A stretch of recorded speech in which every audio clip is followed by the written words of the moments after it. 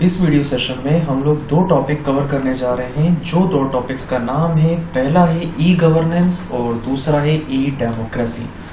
तो सबसे पहले बात करते हैं ई गवर्नेंस के बारे में। ई गवर्नेंस दो शब्दों को मिलकर बनाया जाने वाला एक शब्द है।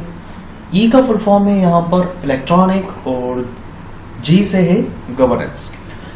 तो ई गवर्नेंस क्या है? ई गवर्नेंस का मतलब सभी सरकारी कार्यों को ऑनलाइन सर्विस के माध्यम से जनता तक आसानी से पहुंचाना, जिससे सारे सरकारी कार्यालयों में जनता और दोनों के पैसे समय की बचत हो सके और बार बार आपको विभिन्न प्रकार के दफ्तरों के चक्कर ना लगाना पड़े।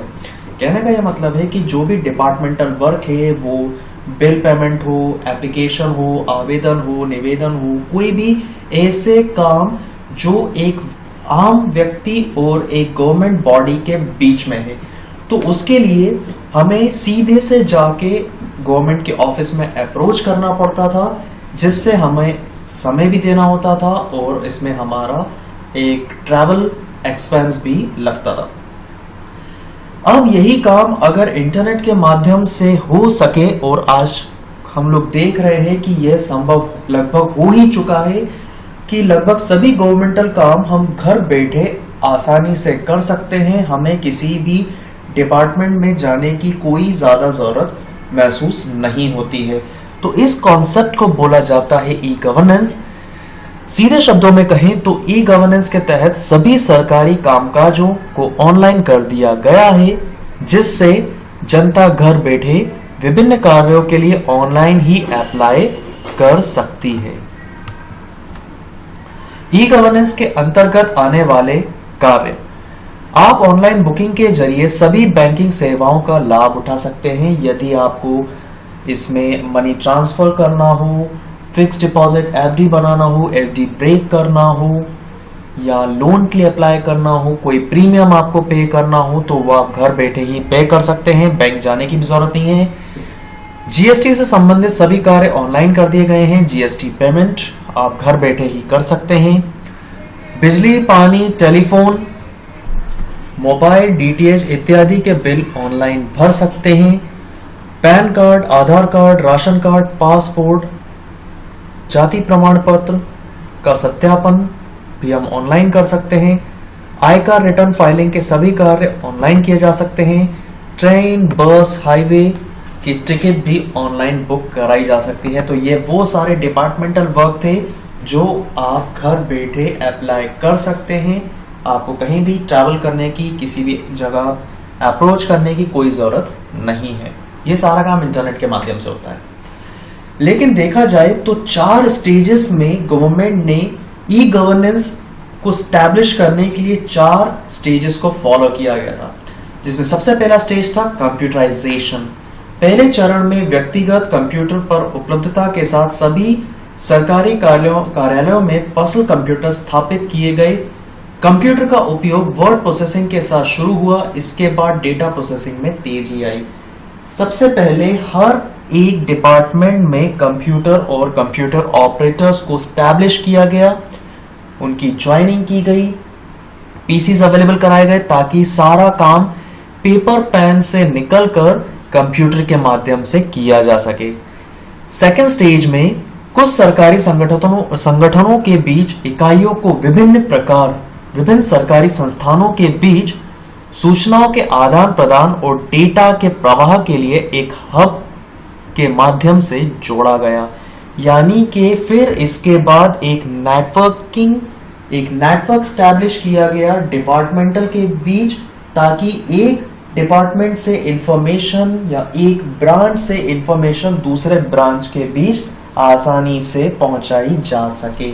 और वो नेटवर्किंग का टोपोलॉजी या टाइप मैन कहलाता था, मेट्रोपॉलिटन एरिया नेटवर्क, जिसमें एक बड़े अच्छे खासे लेवल पर एक सिस्टम को दूसरे सिस्टम से, एक नेटवर्क को दूसरे नेटवर्क से बेहद आसानी से जोड़ा जा सकता है और उनके बीच में डेटा को एक्सचेंज भी किया जा सकता है। थर्ड स्टेज में इंटरनेट कनेक्टिविटी बढ़ाने के साथ वेब पर उपस्थिति बनाए रखने के लिए एक आवश्यकता महसूस की गई। इसके परिणाम स्वरूप सरकारी विभागों और अन्य संस्थाओं द्वारा वेबसाइट का रखरखाव किया गया। आमतौर पर इन्हें वेबसाइट में संगठनात्मक संरचना, संपर्क विवरण, रिपोर्ट और प्रकाशन संबंधित सरकारी संस्थानों के उद्देश्य और दृष्टि विवरण के बारे में जानकारी होती है। यानी कि वेबसाइट का दौर शुरू हुआ। वेबसाइट में वो बॉडी क्या है, किस तरह से वो काम करती है, उसका अवेलेबिलिटी क्या है, वहां पर रिस्पॉन्सिबल पर्सन कौन है, कोई भी रिपोर्ट, जानकारी, आकलन, यह सारी जानकारी अब वेबसाइट के माध्यम से मौजूद कराई जा सकी। लास्ट स्टेज थी ऑनलाइन इंटरनेक्टिविटी। ऑनलाइन उपस्थिति का एक स्वाभाविक महत्व सरकारी संस्थानों और नागरिक समाज संगठनों आदि के बीच संचार चैनल का खोला जाना था। इस चरण का मुख्य उद्देश्य डाउनलोड करने योग्य फॉर्म प्रदान करके सरकारी संस्थानों के साथ व्यक्तिगत इंटरफेस द्वारा जमा करना था। यदि कोई भी एप्लीकेशन या रिक्वेस्ट फॉर्म जो है वो आप डायरेक्टली वेबसाइट से डाउनलोड कर सकते हैं। उसमें जानी मानी गई इंफॉर्मेशन को भरकर आप एक फॉर्म में या किसी भी ब्रांच में, उस डिपार्टमेंट की ब्रांच में जाके जमा कर सकते हैं, जिसके लिए आपको बार बार अलग से ब्रांच के या डिपार्टमेंट के चक्कर लगाने की कोई आवश्यकता नहीं थी। तो इन चार स्टेजेस के माध्यम से ई गवर्नेंस को स्टैब्लिश किया गया। अब बात करते हैं ई गवर्नेंस के फायदे क्या हैं। तो ई गवर्नेंस शासन में सुधार है जो सूचना और संचार के प्रौद्योगिकी की संसाधन उपयोग द्वारा सक्षम है, यानी कि वह अपनी जानकारी आसानी से व्यक्तियों तक पहुंचा सकता है।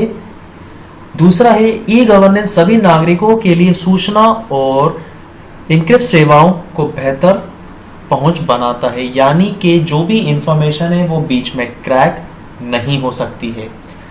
यह सरकार में सरलता, दक्षता और जवाबदेही भी लाती है, यानी कि इसको समझना बेहद आसान है, ट्रांसपेरेंट है और क्रिस्टल क्लियर है। आईसीटी के उपयोग के माध्यम से शासन को व्यापक व्यापार प्रक्रियाओं के साथ संयुक्त रूप से पुनर्व्यवस्थित करने के लिए जटिल प्रक्रियाओं को सरलीकरण, संरचनाओं में और विधियों और नियमों में बदलाव होगा।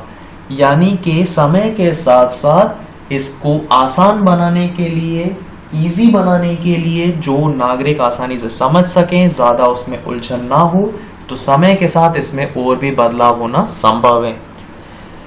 ई गवर्नेंस नागरिक और सरकार के लिए लाभप्रद है क्योंकि संचार प्रौद्योगिकी का तेजी से विकास हो रहा है और शासन में इसे अपनाने से सरकारी मशीनरी को नागरिकों के घर द्वार तक पहुंचाने में मदद मिलेगी।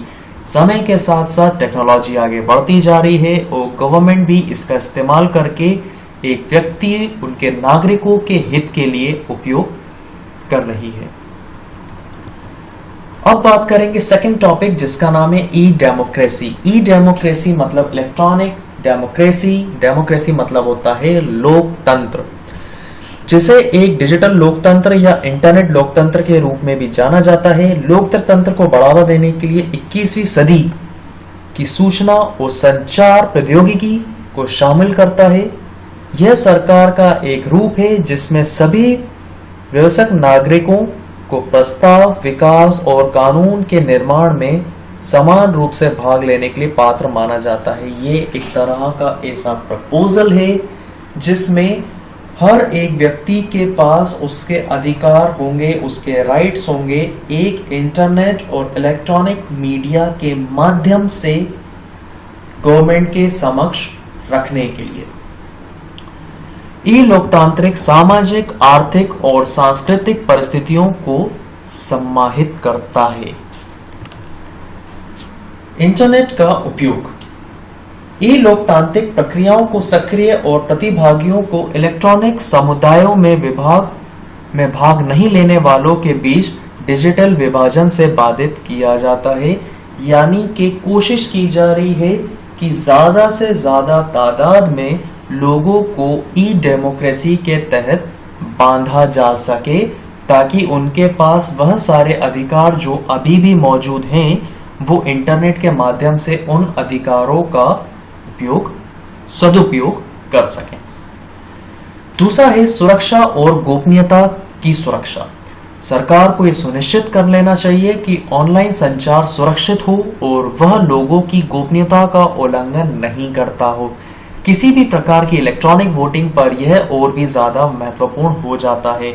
यदि आपके थ्रू दिया जाने वाला कोई भी प्रपोजल हो, कोई भी कंप्लेन हो, तो वह उसकी जानकारी सीधी गवर्नमेंट के पास जाए और इसके अलावा वह किसी के हाथ ना लगे।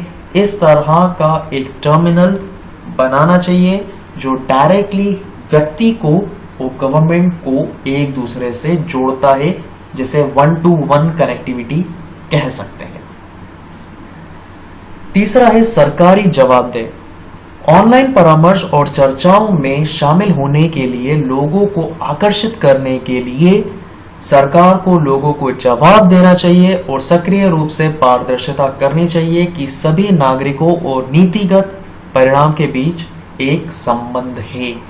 यानी कि जो भी यहां से नागरिकों द्वारा एक रिक्वेस्ट रेज की जा रही है गवर्नमेंट के समक्ष, तो गवर्नमेंट का ये दायित्व बनता है कि वह उसके विपरीत उसके लिए उस नागरिक को जवाब दे समय रहते, जिससे नागरिकों का ई डेमोक्रेसी के प्रति एक भरोसा बढ़ेगा और वह उसको अपनाने के लिए आगे भी आएंगे। तो इस सेशन में हम लोगों ने बात की थी 2 टॉपिक्स। पहला था ई गवर्नेंस और दूसरा था ई डेमोक्रेसी।